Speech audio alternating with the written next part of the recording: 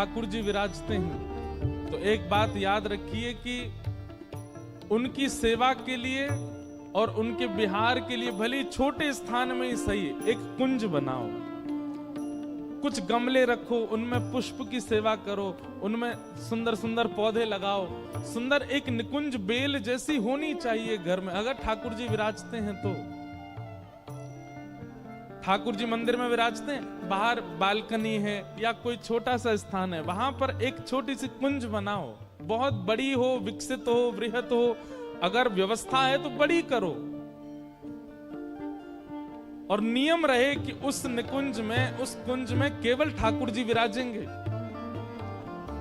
गर्मियों का समय आए, दोपहर के जैसे ही 12-1 बजे बजते हैं, ठाकुर जी की राजभोग सेवा करने के बाद पर्दा ना करके ठाकुर जी को कुंज में विराजमान कर दो और वहां पर्दा कर दो, ठाकुर जी को वहीं बैठन दो।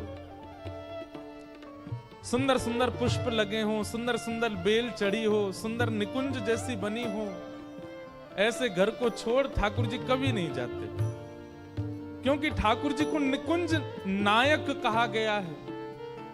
वो निकुंजों में भ्रमण करते हैं, और सही बात तो यह है निकुंज ठाकुर जी को नहीं, श्री जी को बहुत प्रिय है।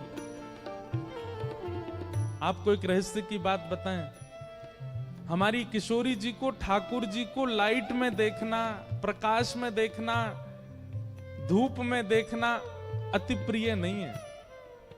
किशोरी जी ठाकुर जी को लेके जाती है सघन वन में अंदर, जहां धूप ना आ सके, वहां श्याम सुंदर का असली वर्ण जब प्रकट होता है, किशोरी जी उसका दर्शन करती हैं। इसलिए कुंज बिहारी, निकुंज बिहारी। क्यों?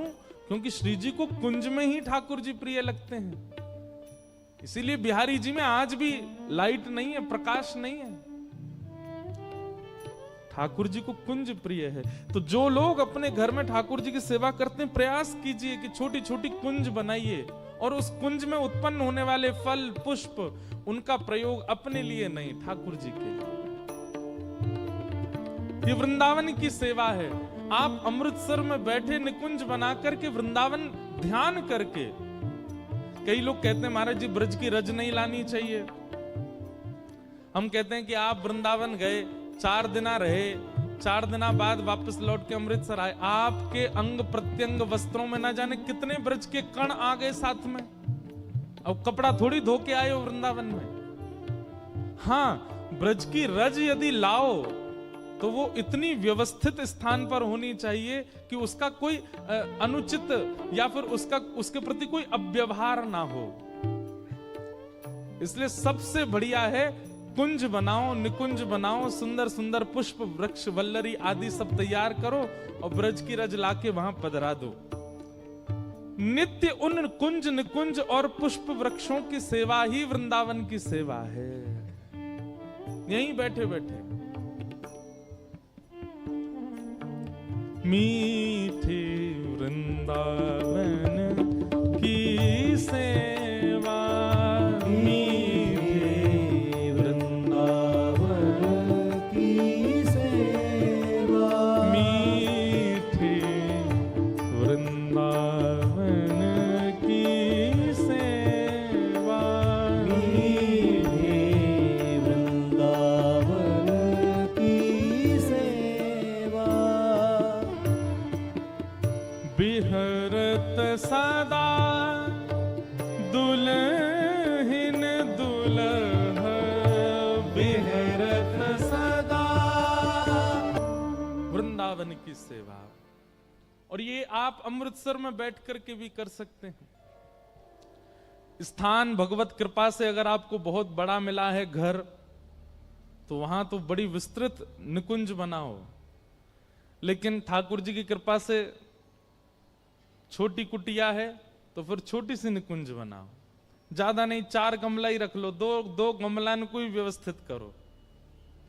ठाकुर जी बड़ी छोटी सेवा नहीं देखते, सेवा देखते हैं, और सेवा में बड़ी छोटी होती भी नहीं है। इसलिए निकुंज की सेवा, ये पुष्पों की सेवा, वृक्षों की सेवा, फलों की सेवा ठाकुर जी के लिए व्यवस्थित करना प्रारंभ करो। तो ठाकुर सेवा तो केवल ठाकुर सेवा है, लेकिन इस प्रकार से पुष्प वृक्ष वल्लरियों की सेवा, ये निकुंज वृंदावन की सेवा है और ये ठाकुर जी को बहुत प्रिय लगती है। हमने एक बात कही है भैया, आप तिलक लगाते हैं, कंठी पहनते हैं, एकादशी व्रत करते हैं, मतलब आप वैष्णव हो, लेकिन आप पर्यावरण से मित्र नहीं हैं, पर्यावरण से प्रेम नहीं है आपको, तो आपकी वैष्णवता से ठाकुर जी प्रसन्न नहीं है। ठाकुर जी को पर्यावरण बहुत प्रिय है। हमारे वृंदावन का पर्यावरण नष्ट होता जा रहा है, इसलिए कम से कम अपने घर के ठाकुर का पर्यावरण, उनके लिए सुंदर कुंज हो, निकुंज हो, मिट्टी हो, ठाकुर जी को कभी कभी वहां आनंद कराओ। वही बात श्री हरिराम व्यास जी कह रहे हैं, ठाकुर जी को नी की लागत, वो मीठी लगती है। ऐसे श्री हरिराम व्यास जी को हम प्रणाम करते हैं।